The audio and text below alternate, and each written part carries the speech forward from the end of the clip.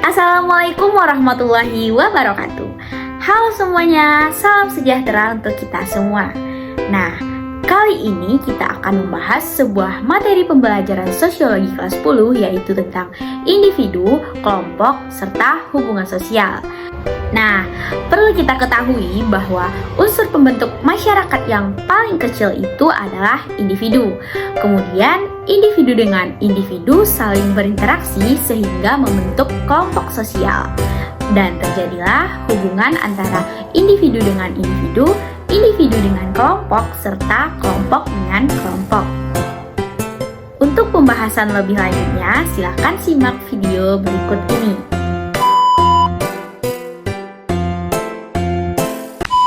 Nah, topik pertama yang akan kita pelajari adalah individu. Apa sih individu itu? Individu adalah seseorang atau sosok tunggal. Individu ini hanya satu dan tidak terbagi. Individu akan memerlukan individu lainnya untuk melanjutkan kehidupannya. Jadi, sesama individu saling membutuhkan. Kami dari pengurus Hima Sosiologi Kabinet Adina Jasa mengucapkan selamat menunaikan ibadah puasa.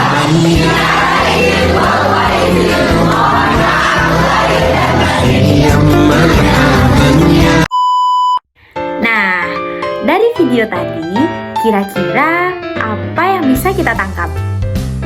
Ya, organisasi Hima Sosiologi merupakan salah satu bentuk kelompok sosial yang ada di lingkungan kampus. Jadi, kelompok sosial adalah kumpulan individu atau manusia yang hidup bersama karena saling berhubungan secara timbal balik dan saling mempengaruhi. Kata kunci untuk melihat apakah himpunan atau kumpulan individu itu adalah sebuah kelompok sosial adalah apakah mereka berhubungan atau tidak. Nah, jika berhubungan, maka itu dapat digolongkan kepada kelompok sosial.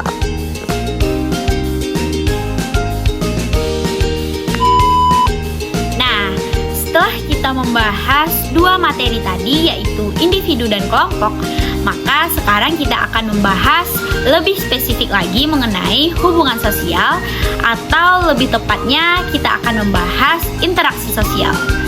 Pertama, apa sih hubungan sosial itu? Nah, hubungan sosial merupakan hubungan yang terjadi antara dua orang atau lebih. Sedangkan unsur yang membentuk hubungan sosial itu sendiri adalah interaksi sosial. Interaksi sosial adalah hubungan timbal balik berupa aksi saling mempengaruhi antara individu dengan individu, individu dengan kelompok, serta kelompok dengan kelompok.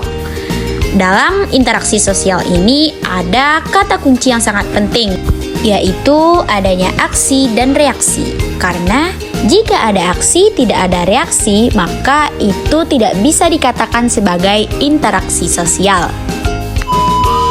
Lah, kok seperti itu? Ya, karena adanya syarat-syarat terjadinya sebuah interaksi sosial. Apa itu? Jadi, ada dua syarat terjadinya interaksi sosial. Yang pertama adalah kontak sosial, di mana kita berhubungan dengan orang lain baik secara fisik maupun non-fisik. Nah, secara fisik di sini maksudnya adalah seperti kita langsung berbicara dengan orang tersebut. Sedangkan non-fisik artinya kita tidak langsung melihat wajah orang tersebut. Nah, syarat interaksi yang kedua yaitu adanya komunikasi. Jadi, setelah melakukan kontak sosial baik fisik maupun non-fisik, kita akan melakukan komunikasi. Ada beberapa unsur komunikasi sebagai berikut. Nah, yang pertama ada komunikator, yaitu orang yang menyampaikan pesan. Yang kedua ada komunikan, yaitu orang yang menerima pesan. Yang ketiga ada alat atau media untuk menyampaikan pesan. Nah, alat dan media ini tidak terbatas hanya pada media perantara seperti internet, telepon, tetapi media yang dimaksud ini adalah misalnya ketika kita berkomunikasi melalui lisan atau melalui pembicaraan, melalui tulisan, melalui visual, dan sebagainya. Nah, dan yang paling penting sekali yaitu ada pesan yang disampaikan.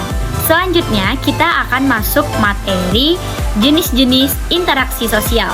Jenis-jenis interaksi sosial ini terbagi menjadi 3. Yang pertama ada interaksi sosial antara individu dengan individu. Yang kedua ada interaksi sosial antara individu dengan kelompok.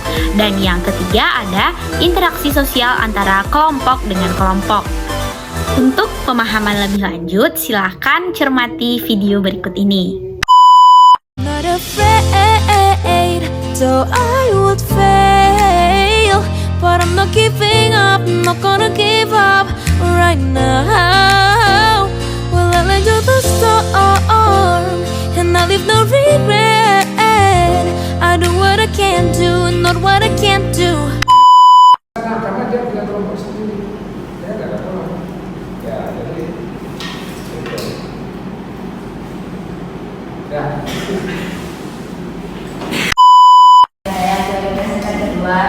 Lalu untuk presentasi terakhir akan disampaikan oleh Adin Febrianti yang topik nomor 15 kepada Adin Febrianti untuk tempat di silakan. Agama ini dibawa secara langsung oleh pedagang Arab dan pedagang India. Perang Fadlilah yang menjadi bukti sejarah bahwa Islam sebenarnya dapat diterima dan dikomunikasikan budaya Minangkabau tanpa harus mengubah. Nah, sekian penjelasan materi pada kesempatan kali ini. Jangan lupa nantikan kelanjutan materi pada video berikutnya.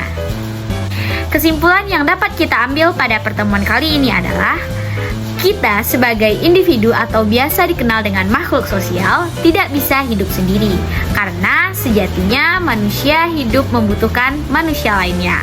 Kenapa? Karena untuk melanjutkan kehidupan berikutnya. Sampai jumpa di video berikutnya. Saya Anissa Tusadia, mohon maaf bila ada kesalahan kata. Wassalamualaikum warahmatullahi wabarakatuh.